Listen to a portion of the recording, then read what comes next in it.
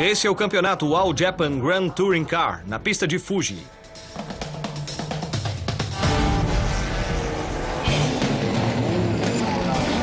Devido a chuvas torrenciais, a pista está muito escorregadia. Mas a corrida segue como planejado. Na volta de aquecimento, o piloto Tomohiko Sunako derrapa, bate em outro carro e depois na barreira de segurança.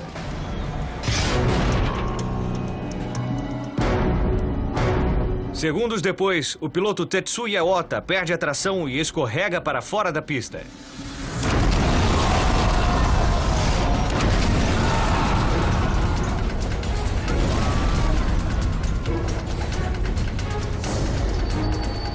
Ota é jogado de volta à pista com o carro envolto em chamas. E ele está preso lá dentro.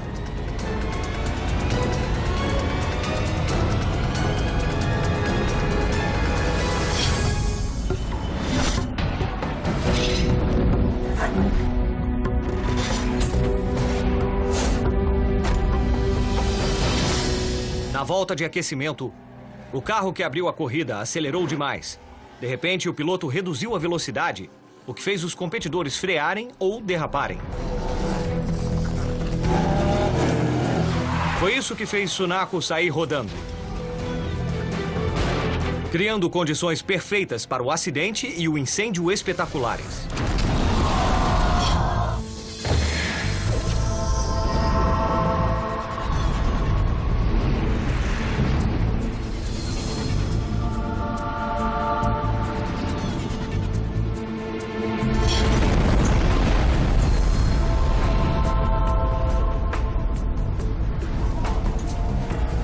Ota bateu na mureta e atravessou a pista. E quase bateu em outro carro.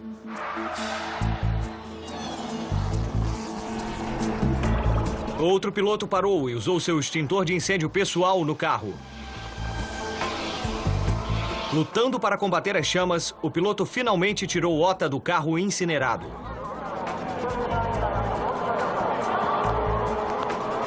Não há dúvidas de que Ota está ferido. A pergunta é quanto?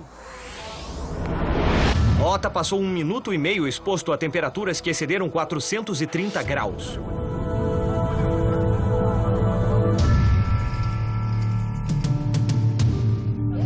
Ota sofreu queimaduras sérias no rosto e no pescoço.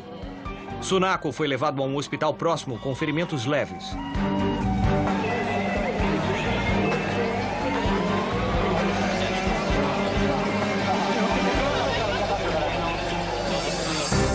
Essa foi a última corrida de Tetsuya Ota. Após recuperar-se dos ferimentos, ele se aposentou das pistas.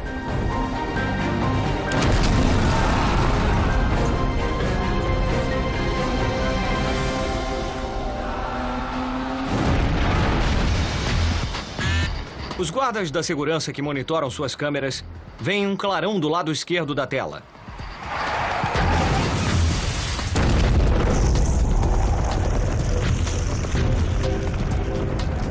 Eles viram a câmera por controle remoto que revela uma parte dupla da autopista 80 de 5 pistas envolvida em chamas.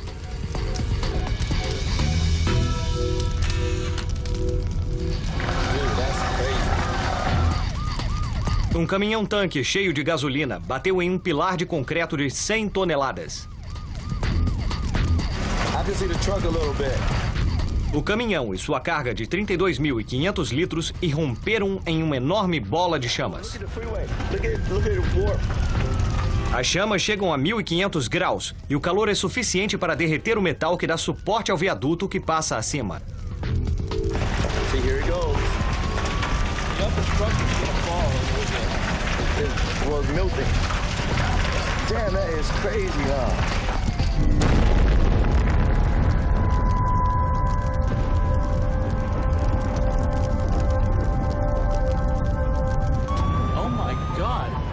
Motoristas com câmeras portáteis chegam ao local do sinistro.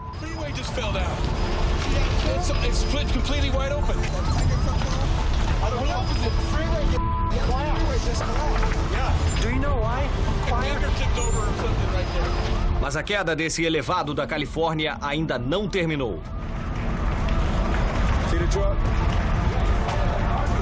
O calor extremo faz com que uma outra parte da estrada ceda e depois caia. Uma chuva de metal e asfalto derretidos flui da estrada, como a lava de um vulcão. O calor é demais para os bombeiros.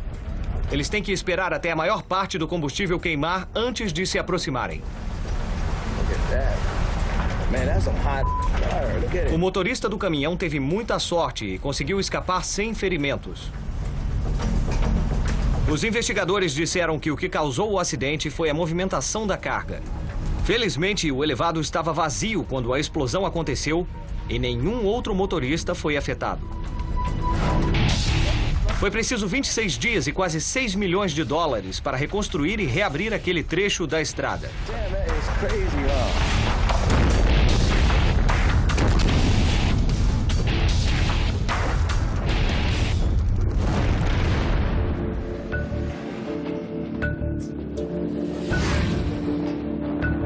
Jürgen Brunner pilota motocicletas há 10 anos. Hoje ele está em Sudelfeld, na Alemanha, próximo aos Alpes da Bavária. É um local popular para motociclistas. Uma estrada de montanha sinuosa com muitas curvas fáceis. O amigo de Jürgen está gravando um vídeo musical. O dia está ensolarado e seco, condições ideais para pilotar uma moto, o que torna o que acontecerá a seguir ainda mais inesperado. Percorreram a América Latina e saíram dores. Agora chegou a participar da segunda temporada de... Jürgen Brunner é um motociclista experiente. Ele conduz sua ZZR 600 por uma estrada sinuosa próxima a Sudelfeld, na Alemanha. O estado da estrada é excelente e a moto está em condições primorosas. É uma ótima e tranquila viagem até que Jürgen começa a oscilar.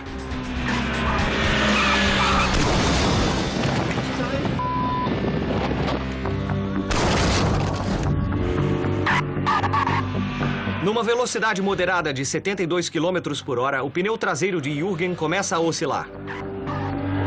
Ele perde o controle e bate em um muro de pedra. Ele é lançado no ar e cai com violência na estrada.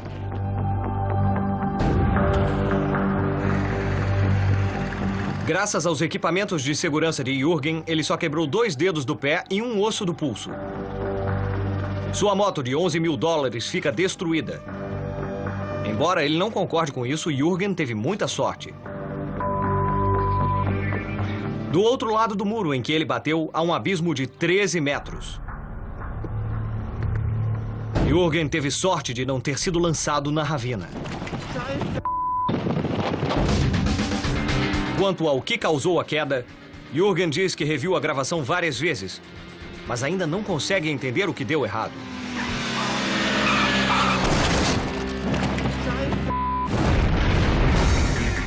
Essa é a capital da pirotecnia das Filipinas. Os consumidores compram fogos para soltarem à meia-noite do final do ano, uma tradição para espantar o azar. Às 10 da manhã, surge uma informação no mercado de que um incêndio começou em uma das lojas de fogos de artifício. Clientes e trabalhadores fogem do local quando a fumaça surge de uma barraca. Temendo uma explosão, os moradores do local correm para conter o incêndio. Eles controlam as chamas com extintores, mas é um pouco tarde demais para isso. O que vem a seguir é o pânico. Compradores assustados correm. Logo depois, outra explosão faz os destroços voarem.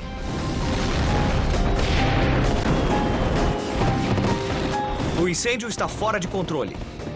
E os fogos explodem em todas as direções, atingindo as barracas de fogos próximas.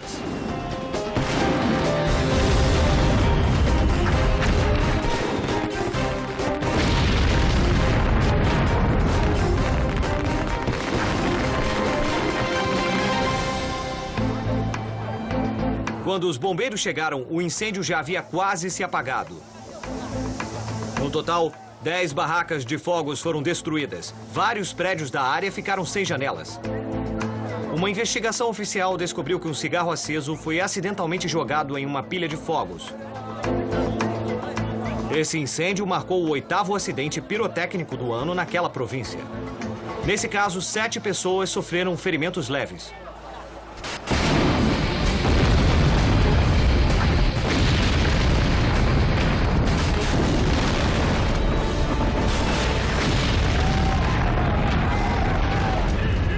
Um trio de caçadores de tormentas ainda não sabe, mas eles estão bem na mira de um tornado tão grande que estabelecerá um novo recorde.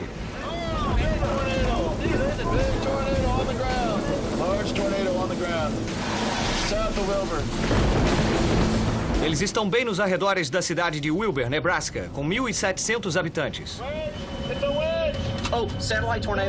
De repente, os caçadores se veem na posição oposta e viram caça. Um enorme tornado está bem atrás deles e há também um pequeno tornado ao redor.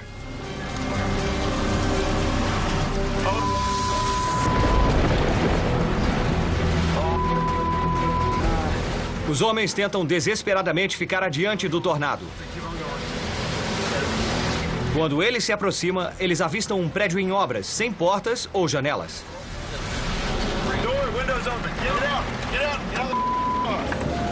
E correm para se abrigar.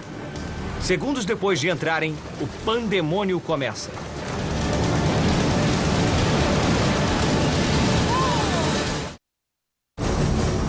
Em um mundo onde as armas e o dinheiro... Os de tormentas estão perseguindo o que foi o tornado de base mais larga que já tocou o chão nos Estados Unidos.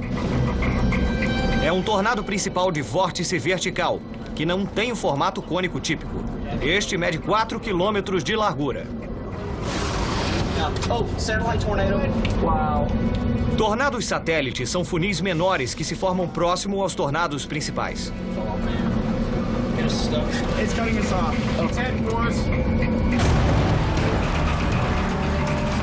Quando os homens circulam pelas ruas de Wilbur, encontram as ruas praticamente vazias.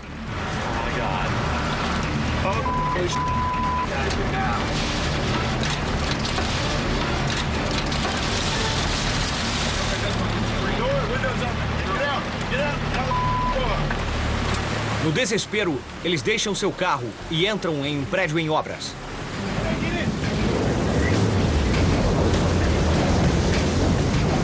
Ali, eles encontram um dos tornados satélite dessa grande tormenta.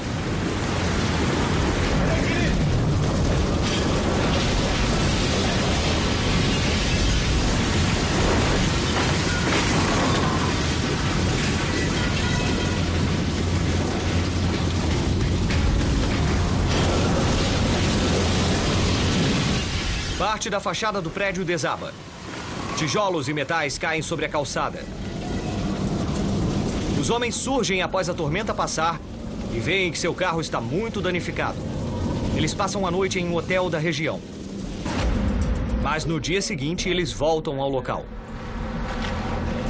I just can't believe I was inside this thing, right in there. Os danos são ainda maiores no prédio ao lado. O carro danificado do grupo precisa de grandes reparos antes de voltar à ação. Felizmente, ninguém na cidade ficou seriamente ferido. O tornado principal foi classificado como F4, com ventos entre 330 e 420 km por hora. Os tornados de Nebraska causaram danos da ordem de 175 milhões de dólares, cobrindo uma área de 4 quilômetros, o maior rastro de destruição já documentado.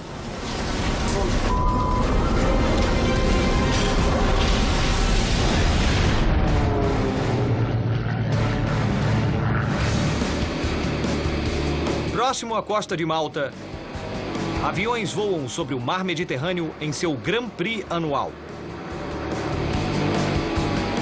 É tanto empolgante quanto perigoso, pois os aviões voam em alta velocidade bem perto uns dos outros. E não há espaço para erros. Quando se aproximam da linha de chegada, os pilotos veteranos Gabor Varga e Ed Goggins estão bem próximos. próximos demais.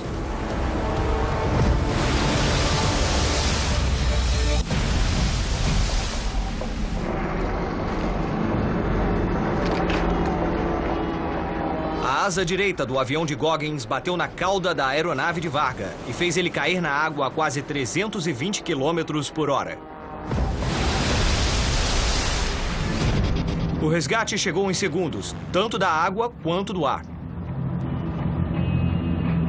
Embora seu avião estivesse a somente 10 metros da água, Goggins conseguiu sair em segurança e abrir seu paraquedas.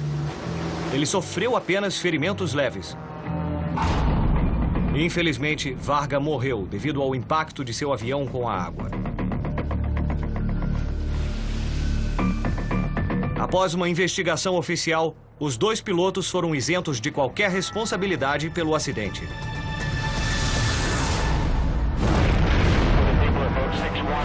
É uma tarde de sábado na etapa final mundial das Boat Races em Chandler, no Arizona. O competidor de drag boat James Ray está prestes a enfrentar um competidor. Após o salto, James deixa seu oponente para trás. A 386 km por hora, seu barco começa a trepidar.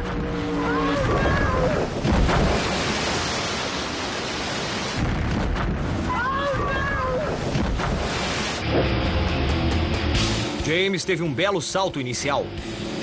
Depois de 3 segundos, o motor de seu oponente quebrou. Quando James cruzava a linha de chegada, seu barco começou a sacudir. A quilha dianteira bateu na água e o virou para a direita. Quando a embarcação girava no ar, a cápsula de segurança se ejetou. O barco de $200 mil se quebrou em pedaços.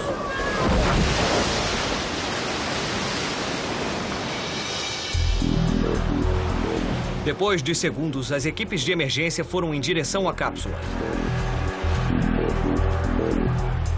A cápsula de $20 mil cumpriu sua função e manteve James vivo.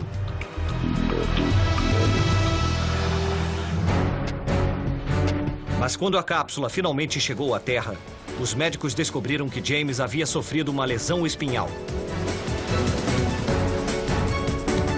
Ele foi cuidadosamente removido e levado às pressas ao hospital. Na queda, James fraturou a coluna, o externo e várias costelas. Seus ferimentos poderiam ter sido menos graves se ele não tivesse quebrado a coluna há 1 ano. Felizmente, acredita-se que James vai se recuperar completamente.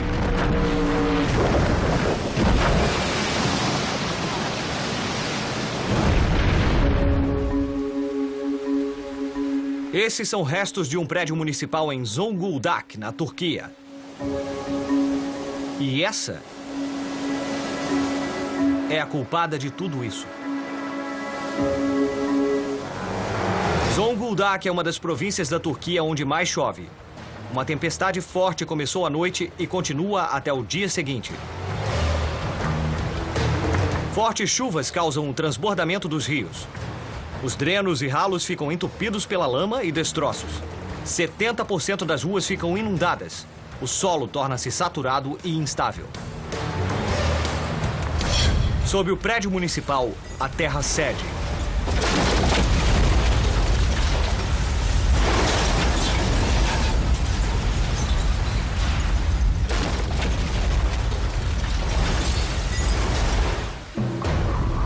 A enchente súbita sobrecarregou o sistema de drenagem do prédio municipal. Sob o concreto, havia somente aterro. Essa estrutura foi construída sobre o leito de um rio. O prédio municipal não foi o único a ser afetado pela enchente. Por toda a província, casas, empresas e veículos ficaram danificados. Tentativas de salvamento foram impedidas pela subida das águas. Com a enchente que continuava, os moradores buscaram refúgio onde fosse possível. No local do acidente, ninguém ficou ferido. Pelo tempo chuvoso e pelas particularidades geológicas de Zonguldak, desastres como este são muito comuns. Essa estrutura terá de ser totalmente reconstruída.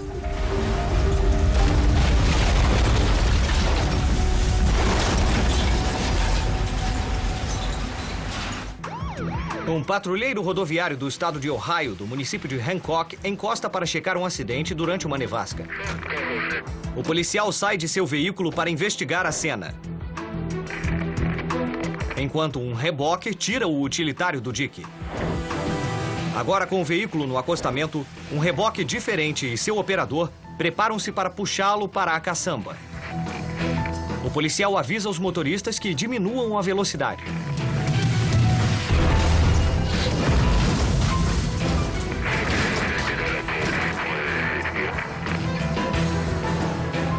Quando o policial começou a avisar os motoristas, um homem num utilitário cinza pisou no freio.